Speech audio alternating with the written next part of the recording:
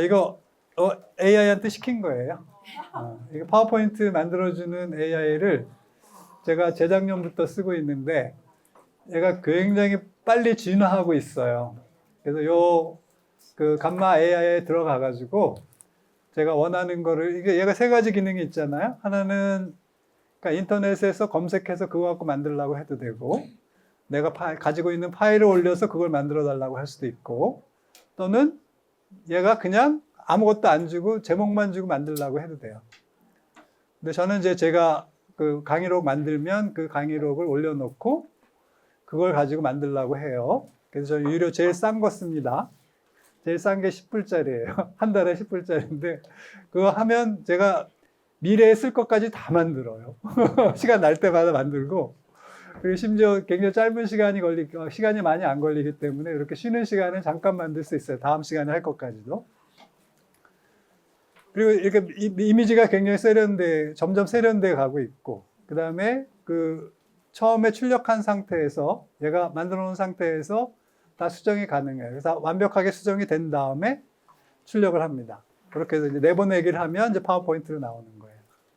제가 잘 써요. 잘 쓰고, 만약에 여기 지금 저렇게 이제 약간 미국 쌤도 아니고 한국 쌤도 애매하잖아? 네? 섞였죠? 왜 그런지 아시죠? 얘는 항상 평균으로 가니까. 평균으로 가니까 여기도 섞고 저거 이렇게 해서 평균을 해서 내니까 저렇게 모호해. 네? 진짜 그렇게 원리가. 이 라지 랭귀지 모델의 그 원리가 그거예요. 그러면 쌤네가 쓴 글도 얘가 요약하라고 하면 이 단어의 빈도수를 보고 많은 게 이제 핵심 주제어가 되는 거예요. 그래서 그런 식으로 정리를 하는 모델이에요. 그래서 근데 걱정하실 필요 없어. 뭐 여태 안 쓰셨다고 해서 도태된 적 있어요? 아니 했어요. 그 AI 모른다고 우리가 수도 생활에 지장이 있을까요? 없어요. 원래 우리 상관없었어. 그리고 여기서 잘할 거라고 기대도 안 해. 바깥에서는 교회에서나 오히려 안 쓰고 모르면 대단하다고. 저게 인간의 원형이다. 원래 인간은 어떤 모습이었을까를 지금 내가 보여줘. 그래서 그 가치가 빛나. 그러더니 확실히 하든지 안 하든지 둘 중에 하나인 거예요. 어중간하게 하는 거 의미가 없어. 그래서 아예 안 따라가면 더 멋지고, 따라가려면 잘 따라가야 되고. 근데 이제 수임하고 좀 방금 전에 그 얘기 했는데, AI는 내가 똑똑하면 그 이상으로 훨씬 더 능력을 발휘할 거고요. 그러니까 내가 아는 만큼, 할 수 있는 만큼만 여러분들한테 결과를 줍니다. 그러니까 이게 나이 든 사람한테 유리해요. 나이 든 사람한테 왜 유리하냐? 우린 경험이 많잖아. 온갖 일을 다 해봤잖아. 그럼 어떤 일이 되려면 소소한 것까지 다 알죠. 그걸 다 적어줘야 얘한테. 그래서 이렇게 해. 어떤 분들은 그냥 제목만 얘기하잖아. 근데 나는 거기에 디테일을 넣는다고. 경험이 있으니까. 그래서 그렇게 얘기하잖아요. 훨씬 더 훌륭한 답이 나와요. 그래도 우리 나이 든 사람들의 희망이 있어요. 그 AI가 배우는 것도 어렵지 않고, 내가 타자도 못 치는데 말로 하면 돼. 좋아졌죠? 그러면 내가 옛날 무슨 프로그램을 알아야 되고 이런 거 필요 없어. 그냥 하라고 하면 돼. 얘가 다 통합해서 해요. 이제 우리한테도 빛이 비치고 있는 거죠. 그래서 아마 제가 모르긴 해도 젊은 사람보다 잘 쓸걸요. 네, 결과를 훨씬 더 잘 내고, 그 다음에 결과가 나왔을 때 검증을 할 수 있어, 나는. 그렇게 낸 결과가 맞는지 안 맞는지, 그 다음에 이게 내가 생각하는 그 범위 안에 들어와 있는지 안 들어와 있는지 그걸 내가 검증을 할 수 있으니까 잘 쓸 수 있는 거죠. 근데 젊으면 이게 안 되잖아요. 경험이 없으니까. 그러니까 좋은 시절이 왔습니다. 나이가 저주가 아니에요. 축복이야, 이제. 그래서 AI가 우리를 해방시킬 거예요. 진짜요. 선생님도 한번 써보시면, 나이 든 사람이 유리하구나. 나이 든 사람이 이 경험을 살리면 훨씬 더 좋은 결과를 낼 수 있구나. 그런 거 아신다니까요. 근데 희망적이죠? 그리고 내가 컴퓨터를 타자를 못 치는데 걱정하지 말라고 말씀드렸죠? 말로 하면 돼요. 내가 말로 하면 다 알아들어요. 그리고 내가 글 쓰는 것보다 나아, 얘가. 우리 문법도 안 맞고 막 그러잖아. 나는 굉장히 멋진 문장을 썼다고 생각하는데 남이 보면 이제 문법이 전혀 안 맞는 그런 거 많잖아요. 근데 얘는 거 없어, 얄짤 없어. 그래서 어느 날 맨날 얘가 그 쓰는 글을 실력을 아는데 어느 날 갑자기 메일이 왔는데 너무 세련된 문장으로 와. 그러는 거 AI 쓴 거예요. 그래서 시험도 다 이제 뭘로 봐야 돼? 이제 구슬로 보고 면접을 하고 이제 이렇게 돼요. 그래서 뭐 대학교에서 컨닝했다고 그러잖아요. 그러니까 온라인 수업이니까 컨닝하지. 온라인 수업이니까. 근데 오프라인 수업은 컨닝할 수가 없죠. 근데 이제 AI 보고 하라고 해도 돼요. 그냥 아는 만큼 보이니까. 결과도 그냥 아는 만큼 보이니까. 그냥 교수가 필요 없는 건 아니야. 교수 필요하고요. 경험 있는 사람 필요합니다. 걱정하지 마십시오. 우리에게 희망이 있습니다. 동생들한테 꿀리지 않아도 돼, 이제. 그러니까 그동안은 막 물어봐야 됐잖아. 이거 어떻게 해야 돼? 그런데 안 물어봐도 돼. 얘한테 물어보면 돼. 얘는 구박 안 해.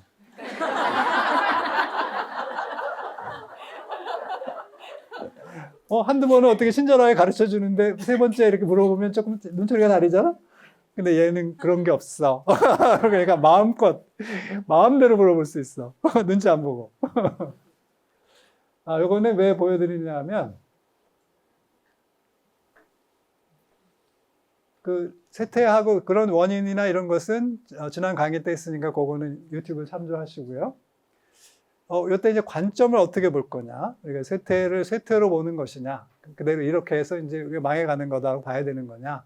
라고 했는데, 그러니까 미국에서는 이 객관적으로 보이는, 현상으로 보이는 양적 쇠퇴라고 하는 것은 명확하다. 그런데 이것을 쇠퇴가 쇠망이 아니고 망해가는 것이 아니라 하나의 진화하는 패턴이라고 이해하면 지금 우리가 직면하고 있는 현실을 다르게 볼 수 있다라고 하는 관점의 전환, 이런 것들을 보여주고 있기 때문에 우리도 그럴 필요가 있다는 거예요. 그러니까 선생님, 내가 지난번에 내가 그렇게 말씀드렸잖아요. 선생님, 내가 잘못해서 이렇게 된 거 아니다. 이것은 너무 일을 잘했기 때문에 생긴 문제다. 일을 잘했기 때문에 생겼다는 게 뭐냐면 사명을 너무 잘 완수를 했으니까, 사명을 완수를 하니까 다른 사람들이 그 일을 우리가 안 해도 다 해도 되는 상황이 된 거예요. 그죠? 성소개발 열심히 해가지고 교구를 이렇게 키워놨죠. 그죠? 아니야, 선생님 내가 키운 거 아니었어요? 성소개발을 열심히 했더니 교구사제 성소가 확 늘어나가지고 교구가 알아서 돌아가. 알아서 돌아가고 선생님 내가 개입을 안 해도 될 정도로 교구가 컸죠? 누구 덕이에요? 우리 덕이라고 해. 나가서 크게 얘기하지 말고 그냥 조용히 우리 덕이었어 라고 얘기하고. 자, 그 다음에 사회복지 현장도 선생님 내가 열심히 해서 국가가 잘 살게 됐고, 세금이 들어와서 이제 일반 사람들도, 신자가 아닌 사람들도 우리가 하던 일을 우리의 정신만큼은 아니지만 그 하는 이 양태로 보면 큰 차이 없이 이것을 해내게 됐고, 우리가 빠져도 충분히 대체가 가능한 상태에 이르렀죠. 일을 잘한 거죠. 자, 일을 잘하는 사람은 자기 후임을 남기는 거죠. 양성하고. 그럼 우리 선생님들도 우리 대를 후임들을 양성하고 가야 되는 거죠? 대답이 적죠. 했는데 잘 안 되죠, 요거는. 이건 잘 안 되는데. 자, 그래서 그런 식으로 한국 사회 안에서, 교회 안에서 했던 일들이 성과를 냈고, 그래서 우리가 빠져도 큰 문제가 없을 정도로 교회가 성장했고, 한국 사회도 성장하고 발전했어요. 그럼 당연히 우리가 손을 털 때가 된 거죠. 그러면 이 두 집단이, 교회와 사회가 할 수 없는 일들을 찾아서 이걸 털고 우리가 찾아 나가서 그 빈자리를 메꿔주는 것이 우리의 마지막 역할이다. 그러면 그런 방식으로 형태를 변화시켜 나가는 것을 진화라고 보자는 거예요. 쇠퇴해서 그냥 끝나는 것이 아니고 우리가 계속 그 상황에 맞게 거기에 적합한 형태로 계속 발전하는 걸 진화라고 해요. 그래서 우리는 적자 생존이 돼야 되는 거죠. 강자 생존이 아니고 적자, 그 환경에 잘 적응하는 사람들이 살아남는 것이고 그 환경에 적응하지 못하는 사람들이 도태당하는 거예요. 근데 우리는 거기에 적합한 방식으로 진화할 수 있다는 거죠. 그래서 그 진화 모델로 보자 이렇게 얘기하는 거고요. 그래서 위기는 새로운 기회가 될 수 있다. 그러니까 그동안 안 보이던 것들이 보이는 시기가 되기도 하죠. 그동안 선생님들이 오랫동안 사무실 안에서 있다가 안 보였던 것들이 이제 보이기 시작할 거예요. 왜냐하면 밖으로 나와서 보면 그냥 눈높이가 낮아지면 그동안 안 보이는 게 보이는 거예요. 그러니까 눈높이가 낮아져야 돼, 일단. 우선 지금 눈높이가 아직은 한 20, 30년 동안 계속 사무실 안에 있다 보니까 그 감각도 떨어졌고 현장을 보는 눈도 그 감각도 떨어져 있고 그래서 그게 눈이 좀 낮아지면서 바깥과 접촉하는 시간과 면적이 넓어지면 감각이 이제 살아날 거예요. 그러니까 그럴 때 이제 보이는 일을 하시면 된다는 거예요.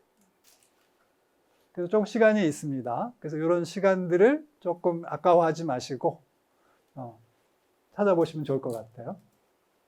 그다음에 고령화 요거는 알고 새로운 형태는 밑에서 보시겠습니다. 여기 글로벌 시스터즈 리포트라고 하는 것이 이제 여기도 힐튼 재단에서 돈을 받았더라고. 그 힐튼 재단에서 돈을 받아가지고 그 NCR 뉴욕 카톨릭 리포터라고 하는 미국의 주간지가 있어요. 그래서 카톨릭 리포터 그거는 대한 언론입니다. 그러니까 교구에서 발행하는 것이 아니고 그냥 밖에서 교회 바깥에서 조금 객관적 거리를 유지하면서 하는 언론, 되게 오랜 역사를 가지고 있고 미국에서 가장 영향력 있는 언론인데 거기다 준 거예요. 그래서 거기다 돈을 줘서 너희들이 지금 수도회가 쇠퇴하고 있을 때 새롭게 시작하는 수도회들이 어떤 수도회인지를 조사해서 그것을 리포트를 계속 올려라 라고 해서 그 기자가 한 명이 두 명인가가 계속 이걸 몇 년씩 그 탐사 보도를 한 거죠. 탐사 보도를 해서 이렇게 올렸던 것들을 이제 정리한 거예요. 그래서 거기서 소개하고 있는 것. 그 다음에 조지타운 유니버시티에서 이제 카라라고 하는, 그래서 우리로 얘기하면 사목정보센터 같은 곳인데, 거기서도 그 공의회 이후에 미국에서 새롭게 출발한 수도회. 미국은 65년을 정점으로 계속 그 쇠퇴하고 있었는데, 그 이후에 탄생한 수도회들을 쭉 조사를 했어요. 한 200개 넘게 그 수도회가 창설이 됐는데, 그러니까 그런 공동체들의 특징이 무엇인지를 조사한 내용들을 요약해 놓은 거예요. 그럼 이게 우리 다음 단계거든요. 그럼 이 다음 단계에 일어날 일들을 미리 보고 우리라면 이것을 다음 단계에서 하는 사람들한테 맡길 것이 아니라 우리가 남은 시간을 이렇게 살면 안 되나? 그 대안적 모습이 지금 우리의 모습 안에서 어느 정도 이것을 반영을 해서 그 대안적인 모습을 우리 안에서 살면서 그것이 젊은 사람들에게 조금 더 희망이 되고 젊은 회원들이 조금 더 활력을 유지할 수 있는 방식으로 이걸 도입하면 되지 않을까라고 하는 저의 이제 기대가 있어서 그래서 굳이 이제 이걸 소개를 드리는 거예요. 좀 이해하시죠? 그래서 다음 단계의 사람들은 이렇게 자유롭게 시도를 하는데 어차피 이렇게 해서 우리도 끝을 보는데 그 남은 시간을 왜 답답하게 살지? 저기는 이렇게 자유롭게 하면서도 필요한 것들을 하는데 우리가 할 수 있을 터인데 그것을 저들한테 미루고 우리는 계속 이 과거에서 내려왔던 방식을 고수하는 것이 다 답일까? 계속 지켜본분들한테 그게 편하겠지만 그것을 어떻게 같이 병행할 수 있는 방법은 없을까라고 하는 그 아이디어를 선생님들이 얻어보시면 어떨까 해서 이걸 소개하는 거예요. 그래서 공립단체는, 그러니까 이 공립단체는 아시다시피 이제 수협내가 우리는 공립단체는 아니에요. 사립단체예요. 교구가 필요해 해서 만든 게 공립단체고 우리는 우리끼리 알아서 한 거니까 사립단체예요. 이런 차이, 교회법적으로 그래요. 그러니까 교구가 자기의 필요에 의해서 만들어 놓은 단체들이 공립단체인 거고 신자들이나 수도자들이 임의의 자기들 필요에 의해서 만든 것들을 사립단체라고 하는데 처음에 사립단체로 있다가 공립단체로 가는 거고 미국은 거의 다 해외에서 진출하지 않고 교구 수도회로 출발하게 되겠죠. 아무래도 해외에서 진출을 안 하니까 해외에서 들어오질 않고 그 안에서 새로운 시도를 하면서 수도회를 만들려면 사립단체로 있다 공립단체로 가는 거예요. 그래서 거의 다 교구 수도회가 있는 이유는 외국에서 안 들어오기 때문인 거죠. 우리는 아직 그렇게 하기에는 우리가 젊죠? 그죠? 우리가 왜 이런 협력자, 여기 어소시에이트라고 되어 있는데 그런 협력자들이 왜 적으냐 하면 그리고 뭐 재속회나 이렇게 협력자들을 만들어서 그분들을 잘 활용 안 하죠. 그냥 신심단체가 돼버렸죠. 근데 미국은 그분들이 동역자예요. 그러면 왜 그게 가능하냐 하면 거기는 나이가 들었으니까 의지하지 않을 수 없어. 근데 우리가 다 할 수 있으니까 안 맡겨. 근데 지금부터 계속 맡기는 훈련을 하지 않으면 나중에 똑같이 되는 거예요. 나중에 필요할 때 못 써요. 그 재속회나 이런 게 신심단체는 아니고 원래 수협내 사명을 공유하는 사람들인데 그 공유해야 될 사람들을 활용하지 않고 계속 신심단체처럼 관리를 하다가 나중에 수협내 필요에 쓰려고 하면 못 쓰는 거예요. 그러니까 지금부터 같이 써야 돼.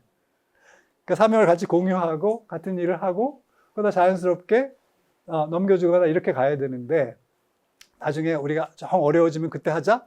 그럼 못 쓰죠. 그래서 그런 것들이 지금 저희들이 생각해 봐야 될 과제들인 거예요. 뭐 이런 수도회들이 이렇게 나왔어요. 자, 여기 보면 이제 준회원이라고 하고 표현을 이렇게 번역을 했는데 준회원은 아니고 어소시에이트는 지금 얘기하면 협력자회 같으면 그러니까 수협내 영성에 동의하고 수협내와 사명을 공유하면서 협조자로 이렇게 일할 수 있는 분들의 모임이 이제 협력자회인 거예요. 어소시에이트들인데 이런 단체들이 이제 많이 있는 건데 미국은 나이가 들었으니까 이분들이 그 수녀님들이 하는 일들을 대부분 같이 하고 있고 또는 맡아서 하고 있고 대신하고 있거나 같이 하고 있거나 이런 방식인 거고 우리는 이분들은 전혀 아직 관여를 안 시키죠. 왜? 우리가 젊으니까. 우리는 아직도 체력이 있고 젊으니까 이분들한테 안 맡기는 거예요. 그런데 항상 잘 나갈 때 키우지 않으면 나중에 필요할 때 못 씁니다.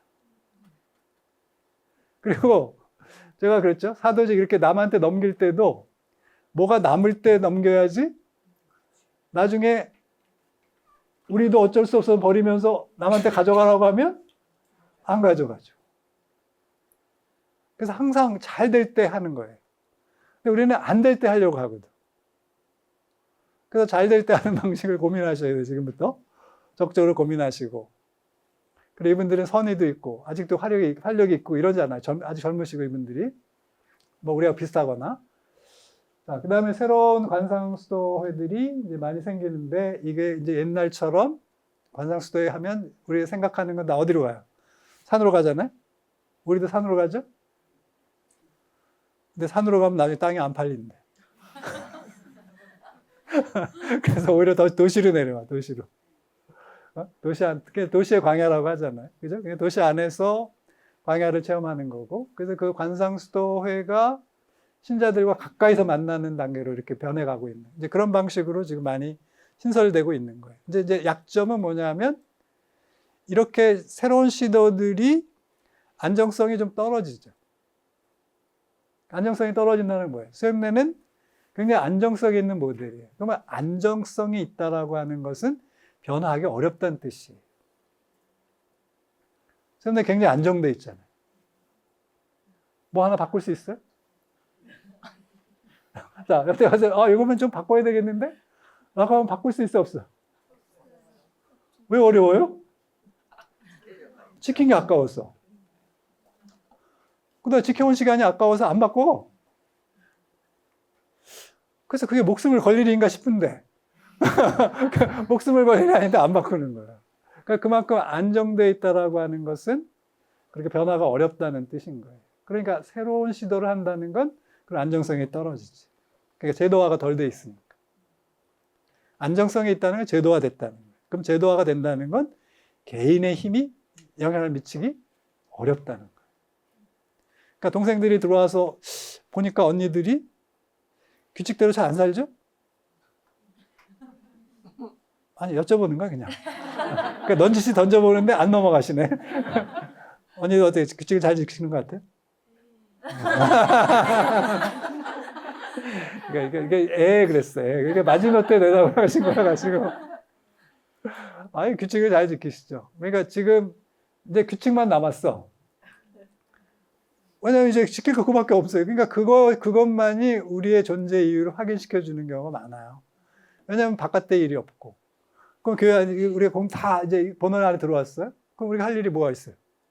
시간 맞춰 기도하는 거예요. 그러니까 그건 지킬 수 있잖아. 그러니까 이제는 거의 대부분의 오래된 활동 수도회는 관상 수도회예요. 관상 수도회보다 시간을 더 잘 지켜.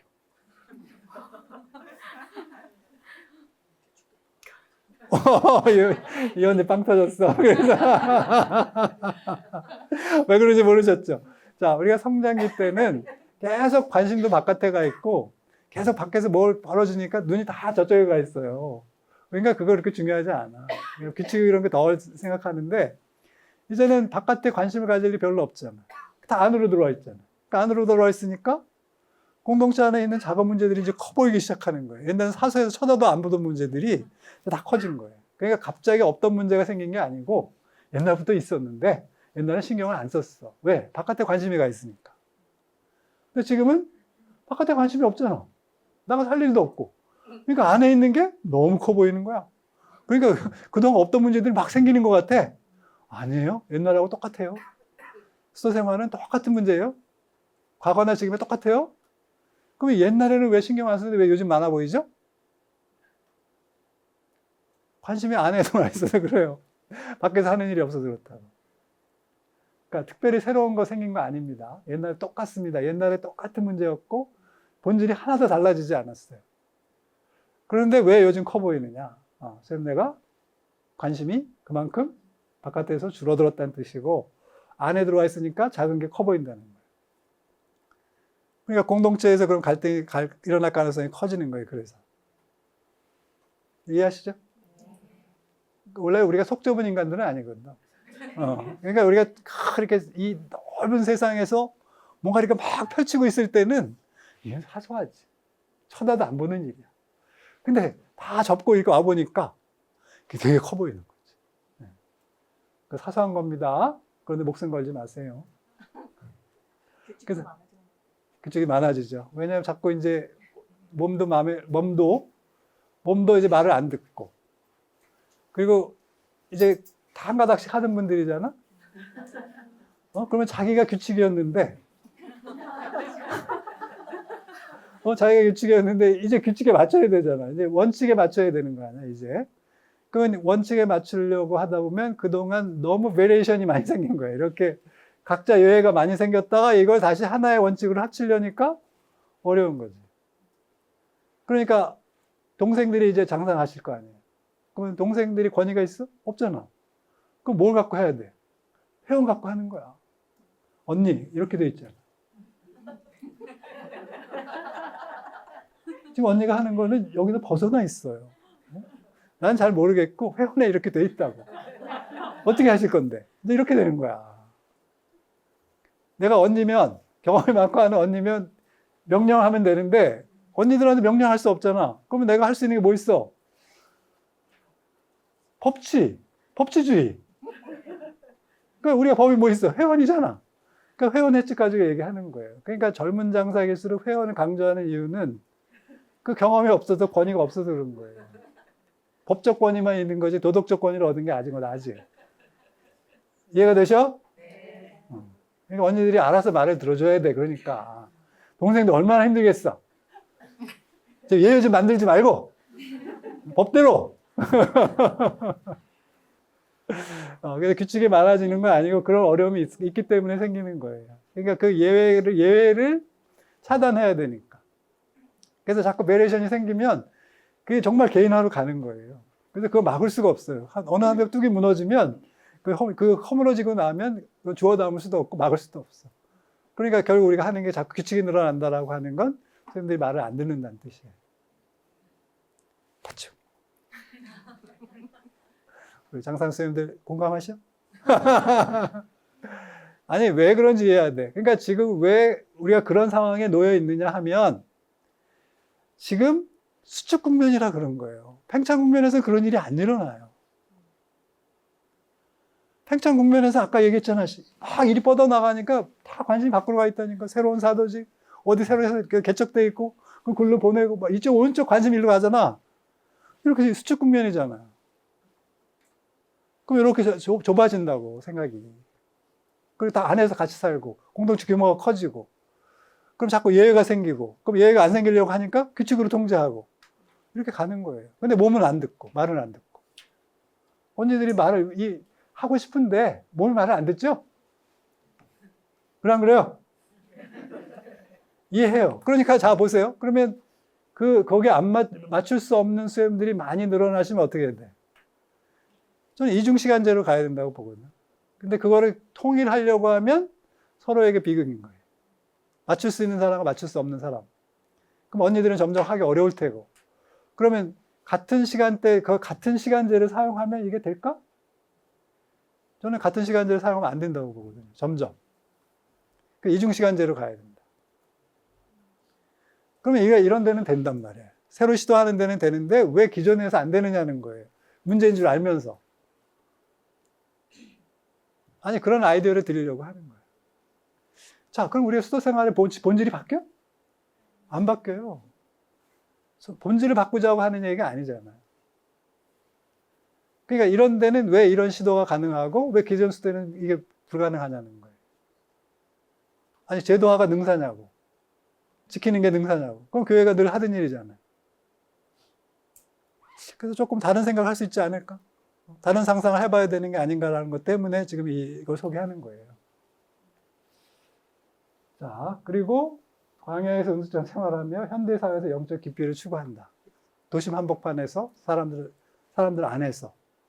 그러니까 훨씬 더 어려운 거죠. 그러니까 활동수도회가 어떤 면에서 어렵잖아요. 관상수도회보다.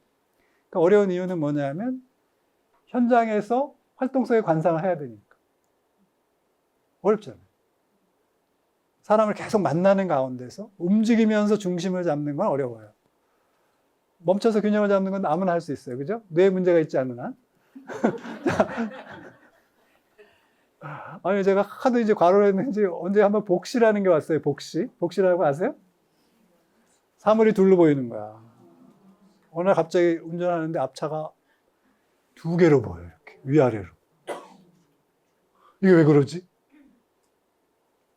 그래서 그러니까 안과에 갔더니 방법이 없대요. 그냥 쉬래요. 눈 쓰지 말고 한 1년 동안 푹 쉬래. 피로해서 생기는 거래요. 이런 돌팔이가 있나. 그래서 제가 아는 후배가 한의회 갔더니 침 맞고 8일 만에 났어요. 그래서 왜 그러냐 그랬더니 한의사의 처방은 이게 열이 많아서 그렇다는 거예요. 열이 많아서. 이게 스트레스를 받으면 열이 올라오는 거예요. 아저씨도 이게 머리 많이 빠졌잖아? 세상 살기 힘들어서 그래. 왜냐면 이게 막 걱정을 많이 하니까 이게 여기가 뜨겁잖아. 그럼 밭이 뜨거우면 어떻게 돼요? 땅이 마르잖아. 그럼 습기가 없는데 이 풀이 자라겠어? 빠지는 거야. 저도 막 빠져. 그래서 이게 열이 이렇게 올라와 있으니까. 그래서 이걸 빼려면 간에 열이 있어서 그런 거니까 간에다 침을 넣는 거야. 그리고 이제 간에다 영향을 발에다가 침을 놔. 아니, 눈이 아픈데 눈은 안 놔줘. 그랬더니 그럼 놔줄게요. 그러면 눈은 놔줬는데 눈은 넣을 필요가 없대. 그리고 8일, 일주일인데 3번 가고서 났어요. 좋은 거 배우셨지? 그래서 이렇게 움직이면서 중심을 잡는 게 어려워요. 그러니까 사실 활동수도회가 어떻게 보면 하기가 훨씬 더 어려운 삶인 거예요. 보장돼 있지 않은, 안정돼 있지 않은 환경에서 내가 스스로 중심을 잡고 간다는 게 쉬운 일이 아닌데 그런 환경으로 가고 있다. 그러니까 여기는 이제 그렇게 뛰어드는 거예요. 그러니까 지금까지 수행내가 안정된 수도 생활을 통해서 몸에다 익혀놓으신 게 있잖아요. 그걸 가지고 이제 도전해 볼 수 있는 거지. 언니들은 하실 수 있죠. 아니, 우리는 체력이 안 돼. 그거 말고. 그러니까 하실 수 있는 마음이 있느냐는 거고, 체력은 감안하면 돼요. 그러니까 이제 선생님들이 좀 모진 측면이 있는데 뭐냐면, 나이와 상관없이 꼭 n분의 1을 하려고 해. 무슨 얘기인지 아죠? 자, 우리 모든 회원은 똑같이 일을 나눠서 n분의 1로 딱 해야 된다는 생각이 있죠. 나이 들면 깎아줘야 돼, 안 깎아줘야 돼? 자, 그 다음에 어린 미숙한 사람들은 깎아줘야 돼? 더 해줘야 돼? 깎아줘, 안 깎아줘요? 몇 번은 깎아주는 척해. 그러니까 몇 번 참잖아? 이것도 못해. 그다음 마음 되게 마르고 막. 그래서, 그래서 동생도 힘들어. 그죠? 아니야? 안 힘들어? 여기. 이 선생님 절대 안 넘어오네.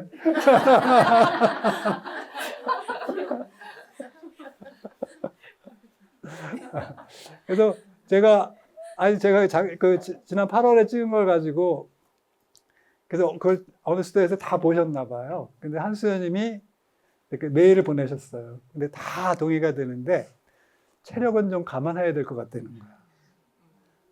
체력은 나이 드신 분들이 좀 어렵지 않냐. 수녀님들이 다 n분의 1 내가 똑같이 하라는 얘기가 아니고 이게 10년 연령대 60이 넘으면 5년 단위로 이렇게 비율을 깎아줘야 된다고. 할 수 있는 일의 양을 줄여주고 그 다음에 75세가 넘어가면 시간대를 달리해줘야 된다. 그렇게 되면 괜찮다. 그러니까 지금 n분의 1은 수염내가 젊었을 때 항상 100% 이상의 일을 했죠. 그랬어요, 안 그랬어요? 나는 항상 한 2사람 먹겠어. 그러면 그때 이제 쿠폰을 적립해야 되는 거야.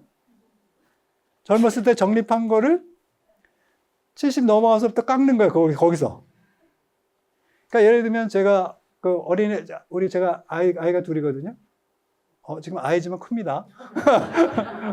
그러면 제가 애 어릴 때 젖 먹일 때마다 요즘은 소가 키우잖아요. 사람이 안 키우고. 소가 키운다는 말 아시죠? 우유잖아, 우유. 모유가 아니고 우유. 소젖이야. 그러니까 소가 키운 거예요. 그죠? 그래서 제가 키울 때, 젖 줄 때마다가 장부에다 적어.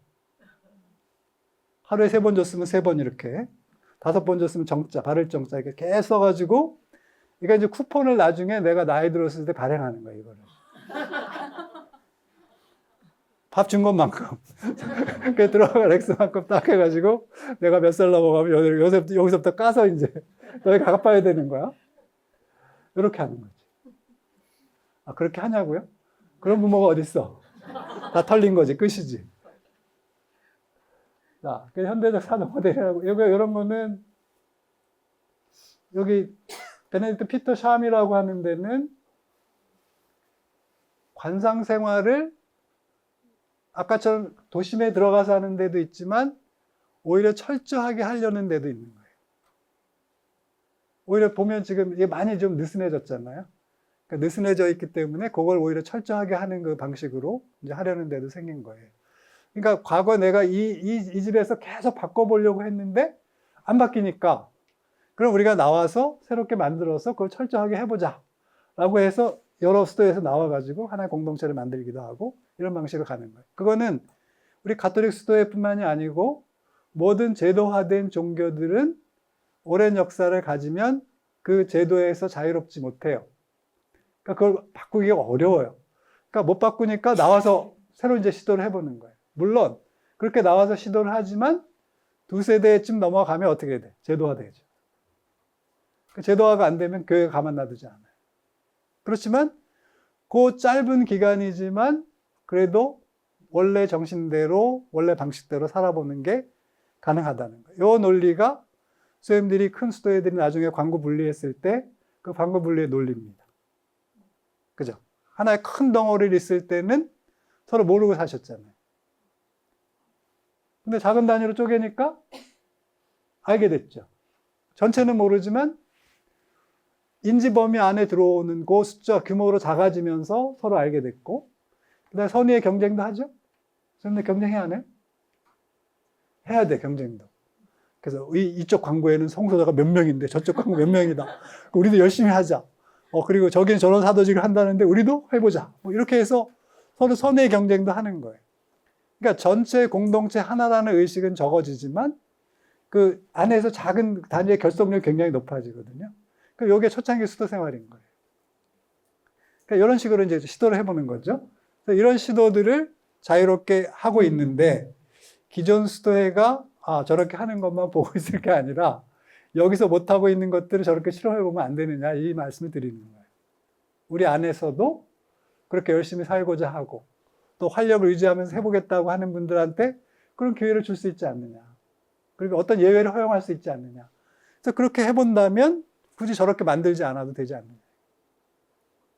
또 그 안에서 가능성이 생겨서 또 새로운 분들이 거기에 그걸 보고 또 성소를 시작하고 이렇게 하는 것도 열릴 수 있는 거고. 그래서 그런 것들이 지금 다양하게 실험돼야 될 때가 아니냐라고 하는 차원에서 말씀을 드린 거였어요. 그래서 본질로 회귀. 본질로 회귀한다라고 하는 건, 자, 우리가 수도 생활을, 그러니까 수행내가 여기서 40년을 사시고 50년을 사시면 처음에 들어가셨을 때 또는 처음에 진출했거나 여기 창립됐을 때의 그 정신, 이런 것들이 대개 이제 한 30년에서 40년 정도가 유보가 됩니다. 그러니까 유보가 되는 이유는 뭐냐면 생존하기 위해서, 살아남기 위해서 살다 보니까 이거를 다 하기 어려워. 그러면 그걸 대체로 뒤를 돌아다 보면서 그 정신이 제대로 가고 있는지 아닌지를 평가하는 시기는 대체로 40주년 정도 됐을 때예요. 그죠? 그리고 40년 되기 전까지는 공동체 안에도 좀 어렵고 그런데 40년 되면 조용해지죠? 대체로 조용해지죠? 뭐 그렇다 아니다. 40년 지났는데 시끄러워요? 네? 내 이론하고 좀 다른데? 근데 요즘은 좀 다른 거예요, 다른 거예요. 요즘은 제가 아까 말씀드렸다시피 요즘 시끄러운 이유는 따로 있어요. 그래서 대체로는 40년 되면 대체로 조용해집니다. 안정이 된다는 거예요. 그 다음부터 뒤를 돌아다 보게 돼요. 그러니까 그때가 뒤를 돌아다 본다는 건 이제 제도화가 됐고 어느 정도 이제 안정이 돼서 그 다음에 그냥 그대로 그렇게 유지하는 방식으로 갈 수 있는 단계가 되는 거예요. 근데 그전에는 좀 불안정하죠. 왜냐면 아직 수입도 불안정하죠. 또 뭐 그 회원들도 계속 뭘 개척해야 되죠. 그러니까 이걸 차분히 앉아서 뭘 하는 단계는 아니었던 거예요. 그러니까 그 다음부터 한 10년, 20년, 30년 이렇게 살아오게 되면 이제 그게 또 하나의 틀이 돼서 새로운 것들을 어렵게 만드는 이런 구조가 된 거예요. 지금 오래된 수도회들은. 한 60년, 70년 된 데들 이제 그런 상황이라고 보시면 됩니다. 근데 이거는 자연스러운 거예요. 그러니까 우리가 조직으로 살아가잖아요. 그래서 수행내가 뭐 조직폭력배 그러면 조직하는 그 걔네들만 생각하는데 여기도 조직이에요? 여긴 더 무서운 조직이야? 왜? 공산주의자들이잖아. 세상에 빨갱이 여기 다 모였어. 자, 그죠? 내가 그냥 얼마를 벌든지 다 내놓고 그냥 그 주는 대로 먹고 살아. 버는 그거 상관없이 주는 대로 먹고 살잖아. 이게 하느님 있는 공산주의. 모르셨어? 자, 그 마르크스, 엥겔스가 다 신학생이었잖아요. 뭐 개신교 신학생이었잖아. 그러니까 얘네들이 우리 초대교회 공동체, 사도행전 2장과 7장에 나오는 예루살렘 사도 공동체를 모델로 한 거야. 그래서 원시 공산주의와 우리 초대교회 공동체가 같은 집이야. 근데 거기에 도달하는 방식이 달라. 근데 여기 도달하는 방식 우리는 평화로 갔고 이 자들은 사람이 너무 더디게 변하니까 안 변하는 자들을 죽여. 그래서 그냥 적합한 자들만 살리는데 보니까 나중에 자기가 죽어. 계속 죽이다 보니까. 그래서 이제 우리가 두려움을 갖게 됐죠. 원래 출발은 같았는데 우리는 계속 평화를 통해서 이런 수도생활 이렇게 기도하면서 하나님 믿으면서 이렇게 해서 공산주의를 정착시킨 거 아니에요, 그죠? 근데 저기는 그 교육이 안 되는 사람 다 죽이는 거야. 그러니까 그 공포가 생긴 거죠. 그래서 사회주의가 나쁜 건 아니었지만 그 하는 도달하는 방식에 있어서 우리처럼 평화적으로 아니고 저렇게 안 맞는 사람들을 제거하는 방식으로 오다 보니까 결국은 우리가 두려움을 갖게 된 거죠. 그래서 빨갱이라고 하면 그래서 어려운 거예요. 그리고 우리 사회자가 들어가잖아요. 그죠? 사회주의. 우리나라에 사회자 들어가면 다 싫어하죠. 사회교리? 신자들 무서워해요.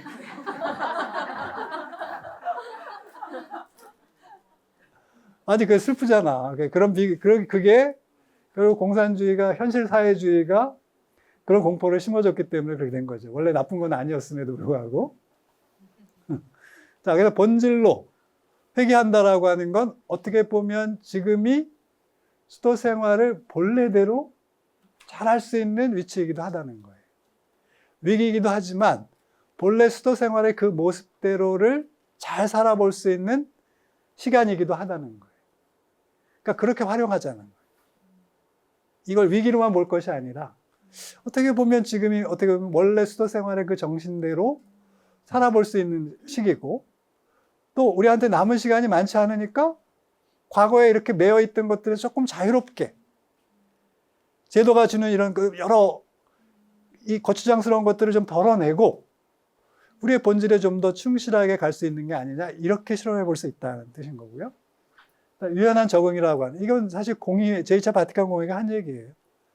적응을 해야 되는데 유연하게 해야 되는 거죠. 탈이 안 나게.